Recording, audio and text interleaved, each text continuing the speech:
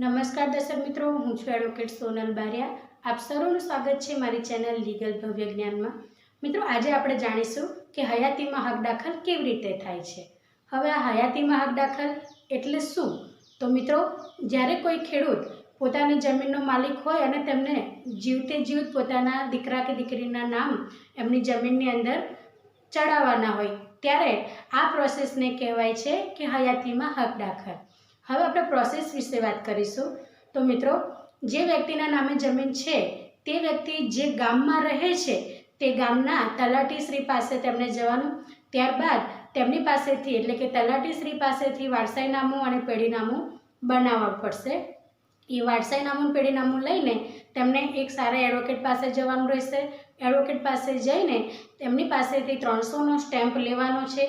તેના ઉપર લખાણ લખવાનું છે કે મારી હયાતીમાં મારા દીકરા કે દીકરીને હું જમીનમાં નામ દાખલ કરવા માગું છું। ત્યારબાદ મિત્રો 50નો સ્ટેમ્પ લેવાનો હોય છે।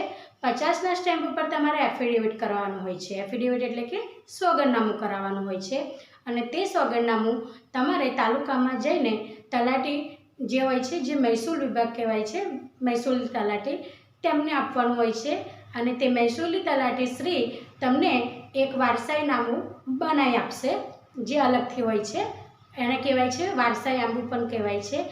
એ બન્યા પછી તમે મામલતદાર ઓફિસની અંદર એક અરજી કરી શકો છો અને તે અરજીના આધારે મામલતદાર ઓફિસમાં આપણે હક દાવાની અરજી જે દાખલ કરીએ છીએ તેનું કાચી એન્ટ્રી પડી શકે છે। મિત્રો, જ્યારે આપણે હક દાવાની અરજી દાખલ કરીએ છીએ તેવા સમયે ધ્યાનમાં રાખવા જેવી બાબત એ છે કે જો જમીનની અંદર એક કરતાં વધુ અરજદારોના નામ હશે અને તેમાંથી જો 1-2 જણના મૃત્યુ થયેલ હોય તો જે વ્યક્તિઓ મૃત્યુ પામેલ છે તેમના મરણના દાખલાને તમારે તલાટીશ્રી સામે મૂકવા પડશે અને તે મરણના દાખલા આધારે તે મરણ પામેલ વ્યક્તિઓની વારસાઈ થશે અને વારસાઈની અંદર પેઢીનામું બનશે। પેઢીનામું બન્યા પછી તેમના જેટલા દીકરા દીકરીઓ છે તે દરેકના નામ જમીનમાં ચડશે અને ત્યારબાદ તમારા હયાતીની અંદર જેના તમારા દીકરા દીકરીના નામ ચડાવવા માંગો છો તે પ્રોસેસ પછીથી થશે। મિત્રો, હયાતીમાં હક દાખલ વિશેની જો બીજી પ્રોસેસની વાત કરીએ તો જમીનની અંદર જેટલા પણ અરજદારો છે તે દરેકના આધાર કાર્ડ અને તેમની સાઇન જોઈશે। એ બધાની જ મંજૂરી હશે તો જ હયાતીની અંદર નામ ચડી શકશે, અન્યથા તમે મૃત્યુ પામશો ત્યારબાદ વારસાઈ થઈને તમારા દીકરા દીકરીના નામ જમીનમાં ચડશે। મિત્રો, હયાતીની અંદર દરેક વ્યક્તિની મંજૂરીની જરૂર છે, પરંતુ 7/12ના ઉતારાની અંદર જેટલા અરજદાર છે તેમાંથી જો કોઈ મૃત્યુ પામેલ છે અને તે વ્યક્તિઓના જે પણ વારસદાર છે તેમના નામ ચડાવવાના હોય તો તેવા સમયે મૃત્યુ પામેલ વ્યક્તિના જેટલા પણ દીકરા દીકરી છે તેમના નામ ચડાવવા માટે બીજા બાકીના અરજદારોની સાઇનની જરૂર નહીં પડે અથવા તેમની પરવાનગીની જરૂર નહીં પડે, કારણ કે જે વ્યક્તિ મૃત્યુ પામેલ છે તે વ્યક્તિનો મરણ દાખલો તમે આપીને વારસાઈ કરીને પેઢીનામું બનાવીને અને તમારા દીકરા દીકરીના નામ ચડી શકશે। તો એક ઉદાહરણ દ્વારા તમને સમજણ આપું કે ધારો કે 5 ભાઈ છે અને એક બહેન છે। બહેનને પરણાવેલ છે એટલે સ્વાભાવિક છે કે સાસરે છે, પરંતુ તે મૃત્યુ પામી છે અને તે બહેનનું નામ પિયર પક્ષમાં જે જમીન છે તેમાં નામ ચડેલ છે।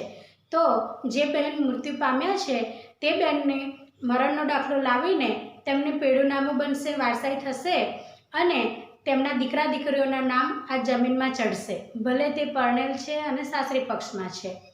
અને જો સાસરી પક્ષમાં એટલે કે જે દીકરી મૃત્યુ પામેલ છે તેના પતિ એવું કહેશે કે અમારે પિયર પક્ષની જે જમીન છે તેમાં અમારે કોઈ જ ભાગ નથી જોઈતો અથવા નથી ચડાવવો, તો તેમણે એક સોગંદનામું કરીને લખાણ આપવાનું રહેશે કે અમારે અહીં આગળ કોઈ પણ પ્રકારનો ભાગ જોઈતો નથી, કે અમારા દીકરા દીકરીના નામ પિયર પક્ષમાં જે જમીન છે અમારા વહુની તેમાં ચડાવવું નથી। તો એ આગળનો તે જે પણ સોગંદનામા સાથે જે પણ પ્રોસેસ થશે તે કરીને આપશે, લખાણ કરીને સહી કરીને આપશે, તો જે તમારે હયાતીની અંદર નામ ચડાવવાનું છે તેનો પ્રોસેસ કન્ટિન્યુ રહેશે। તો મિત્રો, આજના માટે આટલું જ। જો વિડીયો ગમ્યો હોય તો લાઈક કરજો, શેર કરજો અને આવા ઇન્ફોર્મેટિવ વિડીયો જોવા માટે મારી ચેનલને સબસ્ક્રાઈબ કરજો। Thank you so much for watching. જય હિન્દ, જય ભારત।